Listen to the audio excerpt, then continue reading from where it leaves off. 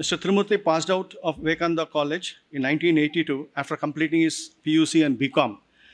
He left the campus. I entered the campus.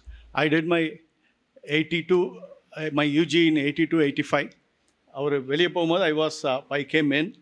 He was in the Indian Foreign Service with a diplomatic career spanning 37 years.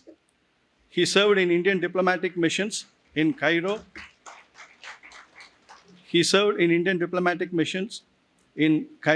Geneva, Gaza, Washington, D.C., Jakarta, and Kuala Lumpur.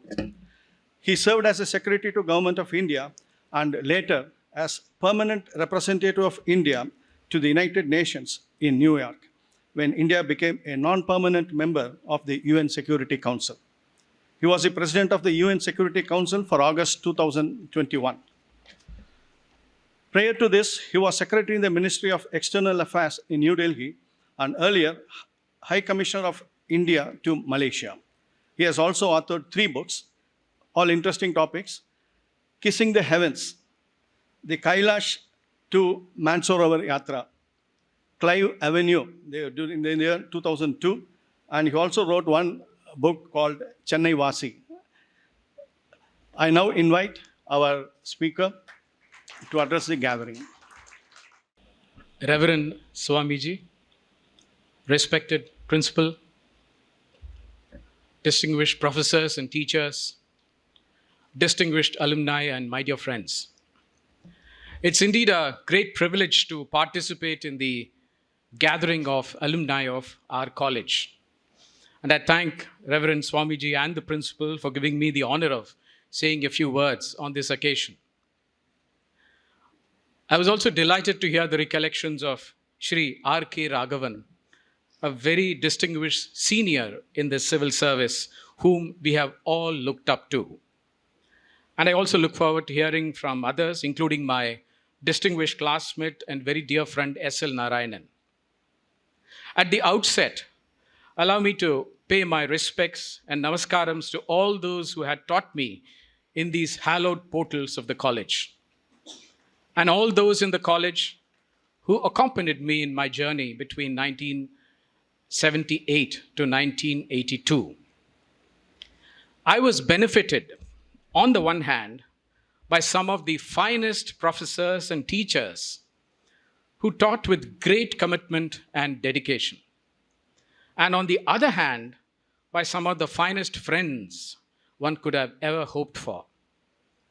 The college also launched me on a journey through life where I tried to integrate what I learned in Vivekananda College with the world outside.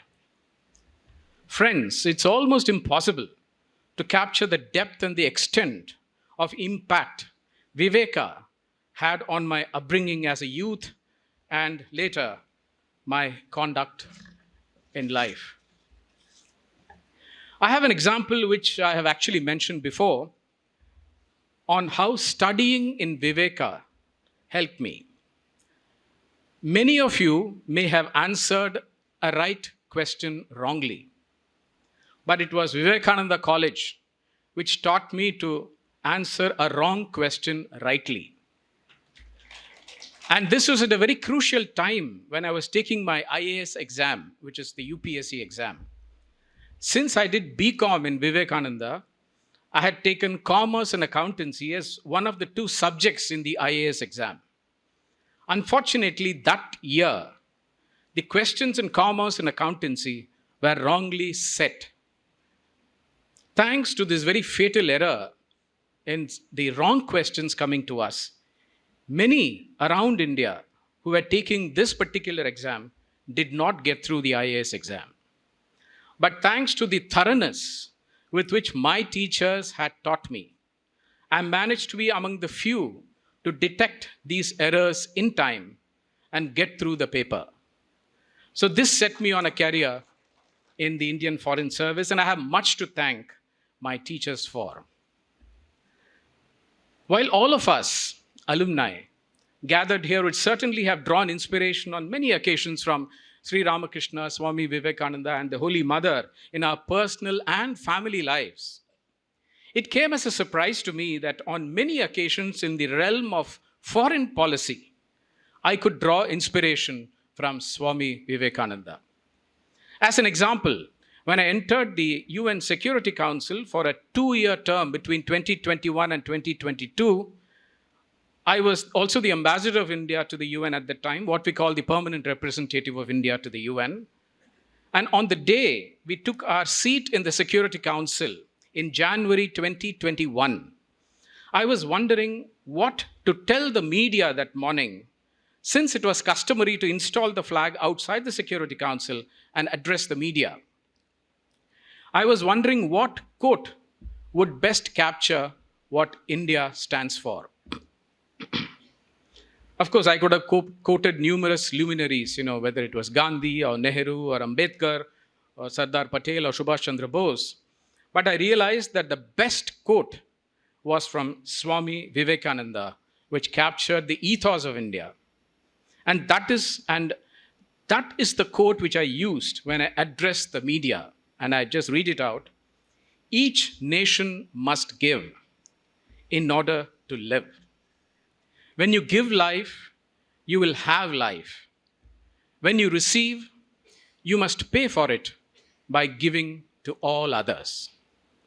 This was included in my first statement after entering the Security Council.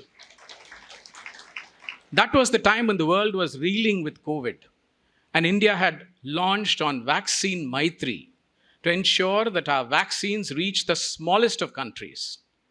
And we saved numerous lives. And I thought that there could be no better quote than this about giving life and receiving life. This aspect of giving to all others is even more apt when we recall that India's global leadership, right from ancient times, came from our ability to share with others through history. Indian science, mathematics, medicine, astronomy, and others spread far and wide and influenced great minds abroad. Our leadership came from our dominating the mind and the intellect of the brightest around the world. And this quote captured it all by saying that each nation must give in order to live.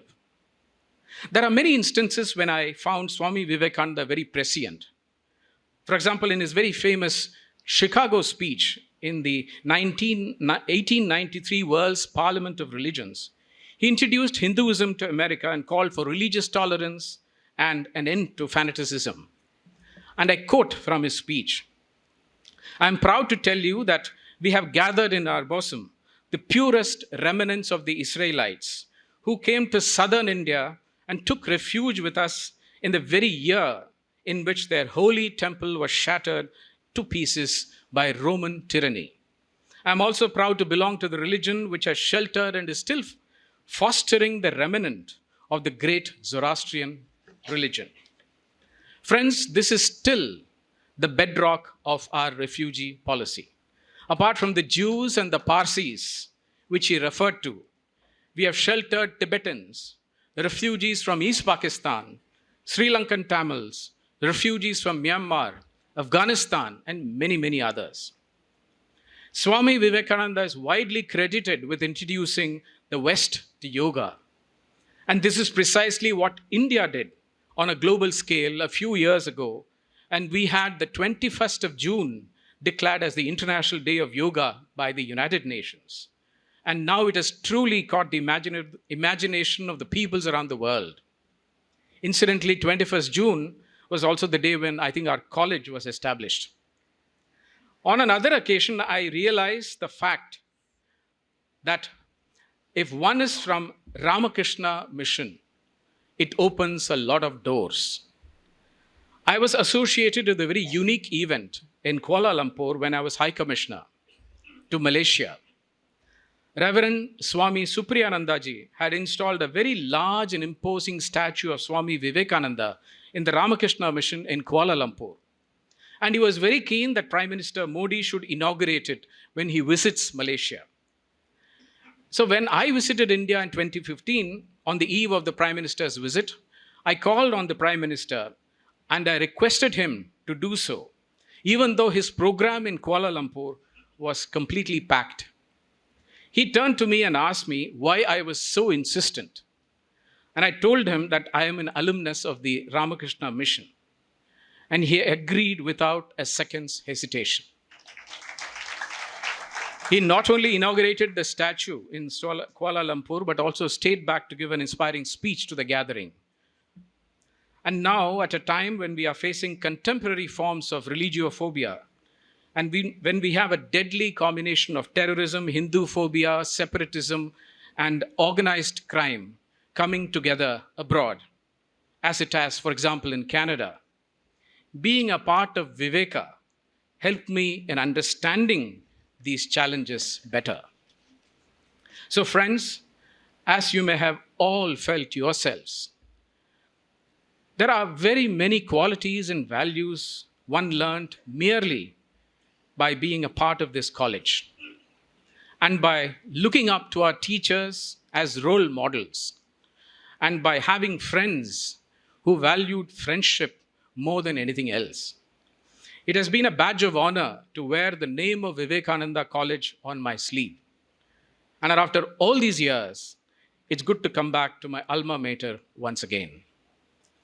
I look forward to hearing from Swamiji the ideas he has to connect with the numerous alumni across the world and to bring their experience and contribution to upgrade our college both qualitatively and quantitatively. The world of education has changed, and I'm sure Viveka will be up to it to catch up with these changes. This needs a blueprint for the college and sustained interaction with the alumni.